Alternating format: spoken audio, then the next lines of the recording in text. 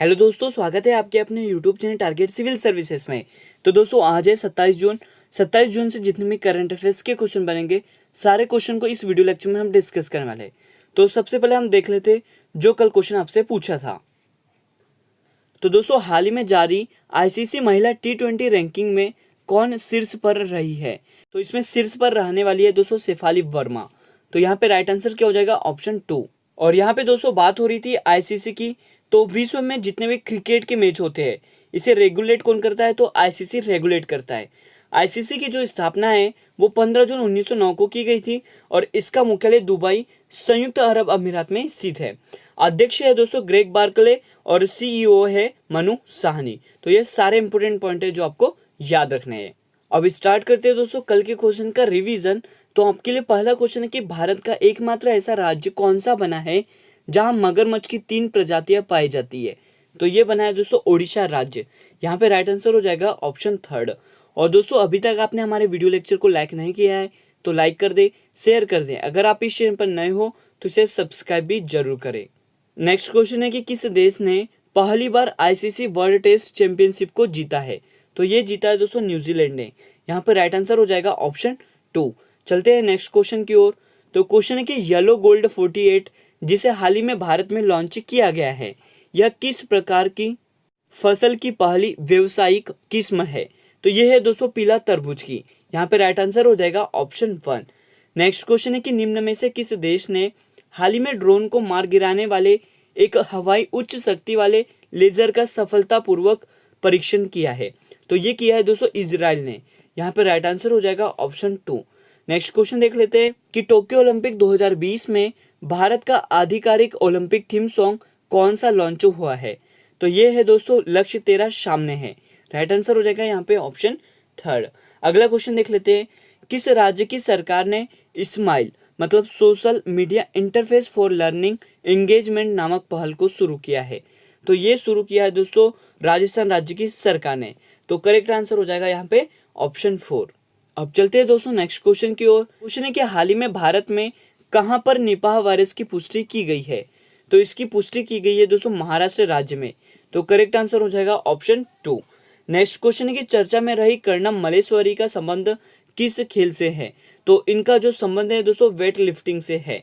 तो यहाँ पे राइट आंसर हो जाएगा ऑप्शन 2 भारोत्तोलन। अब चलते हैं नेक्स्ट क्वेश्चन की ओर। तो क्वेश्चन है कि किस भारतीय हवाई अड्डे ने एयरपोर्ट सर्विस क्वालिटी के लिए एयरपोर्ट काउंसिल इंटरनेशनल का सम्मान जीता है? तो ये जीता है दोस्तों कोचीन अंतरराष्ट्रीय हवाई अड्डा ने। यहाँ पे राइट आंसर क्या हो जाएगा ऑप्शन 2। और रिवीजन का लास्ट क्वेश्चन है कि किस देश ने दुनिया का पहला विशिष्ट हाई स्पीड रेल के लिए ग्रीन रेटिंग सिस्टम लॉन्च किया है? तो ये लॉन्च किया हमारे देश भारत ने। तो यहाँ पे करेक्ट आंसर हो जाएगा ऑप्शन 2। तो दोस्तों हमने यहाँ पर रिवीजन कर लिया है। अब स्टार्ट करते हैं आज के करंट अफेयर्स। आपके लिए पहला क्वेश्चन है कि हाल ही में रक्षा अनुसंधान और विकास संगठन ने निर्भय मिसाइल का सफल परीक्षण किया है। यह एक प्रकार का है। तो यह है दोस्तों एक सबसोनिक मिसाइल। यहाँ पे करेक्ट आंसर क्या हो जाएगा ऑप्शन 1। तो दोस्तों आप देख सकते हो यह है निर्भय मिसाइल जो कि एक सबसोनिक क्रूज मिसाइल है। यहाँ पे दोस्तों मैं आपको क्रूज का जो मतलब है वो बता देता हूँ। क्रूज का जो मतलब होता है वो क्या होता है? दागो और भूल जाओ। तो यहाँ पे दोस्तों सबसे पहले हम बात कर लेते हैं मिसाइल की। मतलब 1 मैक से कम स्पीड है तो इसे क्या कहेंगे? इसे कहेंगे सबसोनिक। अगर बात करें हम 1 से अगर 5 मैक तक अगर इनकी स्पीड है तो इनको कहेंगे दोस्तों सुपरसोनिक। और हाइपरसोनिक कब कहेंगे? जब इसकी 5 मैक से अधिक स्पीड है। ये भी आपको याद रखना है। और इसका जो परीक्षण है दोस्तों वो किसने किया है? डीआरडीओ ने। तो यहाँ पर सबसे पहले हम बात कर लेते हैं डीआरडीओ की, defence research and development organisation, जिसकी स्थापना 1 जनवरी 1958 को की गई थी। और इसका हेडक्वार्टर न्यू दिल्ली में स्थित है। और वर्तमान में इसके जो हेड है वो कौन है दोस्तों? ये है डॉक्टर सतीश रेड्डी। तो ये सारे इंपॉर्टेंट पॉइंट है जो आपको याद रखना है। निर्भय मिसाइल है, इसकी स्पीड 1 मैक से कम है, मतलब ध्वनि की स्पीड से कम है। और इसका जो सफल परीक्षण है यह कहाँ पर किया गया है? तो इसका सफल परीक्षण किया है दोस्तों चांदीपुर उड़ीसा से। और यहाँ पर एक और इम्पोर्टेंट पॉइंट आपको नोट करना है कि जो दुनिया की सबसे तेज सुपरसोनिक क्रूज मिसाइल है वो कौन सी है? तो इसका नाम है दोस्तों ब्रह्मोस। ये आपको याद रखना है कि इसका नाम क्या है? ब्रह्मोस। अब चलते हैं दोस्तों नेक्स्ट क्वेश्चन की ओर। तो क्वेश्चन है कि अंतर्राष्ट्रीय नाविक दिवस कब मनाया गया है। तो ये मनाया गया है दोस्तों 25 जून को। तो यहाँ पे राइट आंसर क्या हो जाएगा, ऑप्शन 2। तो मैं आपको बता दूं कि 25 जून को प्रत्येक वर्ष संपूर्ण विश्व में अंतर्राष्ट्रीय नाविक दिवस मनाया गया है और अंतर्राष्ट्रीय समुद्री संगठन द्वारा वर्ष 2010 में इस दिवस को मनाने की घोषणा की गई थी। तो दोस्तों सबसे पहले इसके उद्देश्य की बात कर लेते हैं। तो यह दिन अंतर्राष्ट्रीय समुद्री व्यापार, नागरिक समाज और विश्व अर्थव्यवस्था में विश्व स्तर पर नाविकों के योगदान के सम्मान में हर साल 25 जून को विश्व स्तर पर मनाया जाता है। और अंतर्राष्ट्रीय नाविक दिवस 2021 की हम थीम की बात करें तो ये है दोस्तों a fair future for seafarers. ये आपको याद रखना है। तो याद रखना है अंतर्राष्ट्रीय नाविक दिवस 25 जून को मनाया जाता है। अब चलते हैं नेक्स्ट क्वेश्चन की ओर। क्वेश्चन है हॉकी इंडिया ने टोक्यो ओलंपिक में पुरुष टीम का जो कप्तान है वो किसे बनाया है। तो ये बनाया दोस्तों मनप्रीत सिंह को। यहाँ पे राइट आंसर हो जाएगा ऑप्शन 1। और आप देख सकते हो दोस्तों ये है मनप्रीत सिंह जिन्हें हाल ही में हॉकी इंडिया ने टोक्यो ओलंपिक में पुरुष टीम का कप्तान बनाया है। तो मैं आपको बता दूं कि जो टोक्यो ओलंपिक 2020 है इसका आयोजन होने वाला है 23 जुलाई से 8 अगस्त तक। तो हाल ही में किस राज्य में देश का 52वां टाइगर रिजर्व बनाया गया है। तो ये बनाया गया है राजस्थान राज्य में।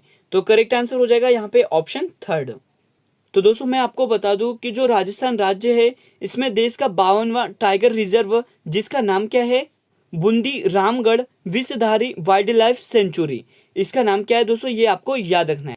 तो नेशनल टाइगर कंजर्वेशन अथॉरिटी ने Bundi Ramgarh Vishdhari wild life sanctuary को राजस्थान प्रदेश के चौथे टाइगर रिजर्व के तौर पर मंजूरी दे दी है।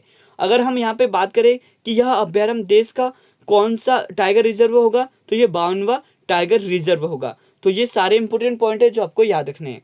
और दोस्तों कुछ दिन पहले ही असम राज्य में 2 नेशनल पार्क बनाए गए हैं। वो कौन कौन से, तो मैं आपको बता दूं कि जो 6वां नेशनल पार्क बना था असम राज्य का ये कौन सा था, तो ये था रायमोना राष्ट्रीय उद्यान। 7वां राष्ट्रीय उद्यान है और उसका नाम क्या है दोस्तों, दिहिंग पटकाई राष्ट्रीय उद्यान, जो कि असम के डिब्रूगढ़ जिले में स्थित है। तो अब चलते हैं दोस्तों नेक्स्ट क्वेश्चन की ओर। क्वेश्चन है कि 2022 में नौसेना में भारत का पहला स्वदेशी विमान वाहक पोत को शामिल किया जाएगा और इसका क्या नाम है। तो इसका नाम है दोस्तों INS विक्रांत। यहाँ पे राइट आंसर क्या हो जाएगा, ऑप्शन 4। तो दोस्तों मैं आपको बता दूं कि 2022 में नौसेना में भारत का पहला स्वदेशी विमान वाहक पोत जिसका नाम है INS विक्रांत, इसको शामिल कर लिया जाएगा। और इसकी जो शुरुआत है, मतलब इसका ट्रायल शुरू कब होने वाला है, तो अगले कुछ महीनों में ही विक्रांत के समुद्री ट्रायल शुरू हो जा रहे हैं। और जो INS विक्रांत है यह पूरी तरह से तैयार होने पर नौसेना का समंदर में सबसे घातक हथियार भी साबित होगा। और आपको मैं बता दूं कि जो विक्रांत पर MiG-21 के फाइटर जेट्स, कामो हेलीकॉप्टर, एंटी सबमरीन हेलीकॉप्टर और MH-60R और स्वदेशी एडवांस लाइट हेलीकॉप्टर तैनात रहेंगे। तो आपको याद रखना है कि 2022 में नौसेना में जो भारत का पहला स्वदेशी विमान वाहक पोत है ये कौन सा होगा, INS विक्रांत होगा। ये आपको याद रखना है। अब चलते हैं नेक्स्ट क्वेश्चन की ओर। क्वेश्चन है कि रॉयटर्स डिजिटल न्यूज रिपोर्ट 2021 के अनुसार समाचार में विश्वास की श्रेणी में भारत को कौन सी रैंक मिली है। तो इसमें भारत को मिली है दोस्तों रैंक 31वीं। करेक्ट आंसर हो जाएगा ऑप्शन 3। तो यहाँ पे दोस्तों मैं आपको बता दूं कि जो रॉयटर्स डिजिटल न्यूज रिपोर्ट 2021 है इसके अनुसार पहले स्थान पर, मतलब शीर्ष स्थान पर जो रहा है वो फिनलैंड रहा है। कौन रहा है दोस्तों, फिनलैंड। अगर बात करें दोस्तों अंतिम स्थान पर तो ये अमेरिका रहा है। अमेरिका अंतिम स्थान पर है। और साथ ही यहाँ पर हम बात कर रहे हैं भारत की, तो भारत की जो रैंकिंग रही है वो 31वीं रही है। कितने देशों में, तो ये 46 देशों में। तो इसका क्या मतलब है दोस्तों कि जो फिनलैंड है इसमें सबसे ज़्यादा लोग न्यूज़ पर विश्वास करते हैं और अमेरिका में सबसे कम लोग न्यूज़ पर विश्वास करते हैं। और यह पहली बार है जब भारत को मुख्य रिपोर्ट में शामिल किया गया है। और रॉयटर्स डिजिटल न्यूज़ रिपोर्ट 2021 के अनुसार समाचार में जो विश्वास की श्रेणी में भारत को कौन सी रैंक मिली है, तो ये 31वीं रैंक मिली है। अब चलते हैं नेक्स्ट क्वेश्चन की ओर। हाल ही में रक्षा मंत्री राजनाथ सिंह ने किस राज्य में एशिया के सबसे बड़े नेवल बेस बनाए जाने की घोषणा की है। तो इसकी घोषणा की है कर्नाटक राज्य में। करेक्ट आंसर हो जाएगा यहाँ पे ऑप्शन 3। तो दोस्तों एशिया के सबसे बड़े नेवल बेस का जो निर्माण है वो कर्नाटक राज्य में किया जाएगा। और यहाँ पे बात है कि इसे किस प्रोजेक्ट के तहत शुरू किया गया है। तो प्रोजेक्ट सी बर्ड के द्वारा कर्नाटक के अंदर कारवार में इसे बनाया जा रहा है। और ये अभी चर्चा में क्यों रहा है, तो अभी हाल ही में दोस्तों इसका राजनाथ सिंह ने दौरा किया था, इसलिए ये चर्चा में आया था। और यहाँ पे दोस्तों बात हो रही है कर्नाटक की, तो कर्नाटक में स्थित है अलमट्टी बांध जो कि कृष्णा नदी पर स्थित है। और साथ ही यहाँ पे मैं आपको बता दूं कि जो जोग जलप्रपात है जिसे गरसप्पा के नाम से भी जाना जाता है, ये शरावती नदी पर स्थित है। और आपको साथ ही एक और इम्पोर्टेंट पॉइंट याद रखना है कि जो कर्नाटक है इसका लोक नृत्य क्या है, तो इसका लोक नृत्य है दोस्तों यक्षगान। यक्षगान यहाँ का लोक नृत्य, ये इंपॉर्टेंट क्वेश्चन है, काफी बार एग्जाम में भी पूछा गया है। तो इस क्वेश्चन से रिलेटेड दोस्तों आपको 2 पॉइंट याद रखने हैं कि एशिया के सबसे बड़े नेवल बेस को कहां पर बनाया जा रहा है, तो ये कर्नाटक में बनने जाने की घोषणा की गई है। और साथ ही इसको किस प्रोजेक्ट के तहत बनाया जा रहा है, तो प्रोजेक्ट सी बर्ड के द्वारा कर्नाटक के अंदर कारवार में बनाया जा रहा है, ये आपको याद रखना है। अब चलते हैं नेक्स्ट क्वेश्चन की ओर। क्वेश्चन है कि निकोल पाशियान किस देश के नए प्रधानमंत्री बने हैं, तो ये बन गए दोस्तों आर्मेनिया के। यहाँ पे राइट आंसर हो जाएगा ऑप्शन 3, और ये है दोस्तों निकोल पाशियान।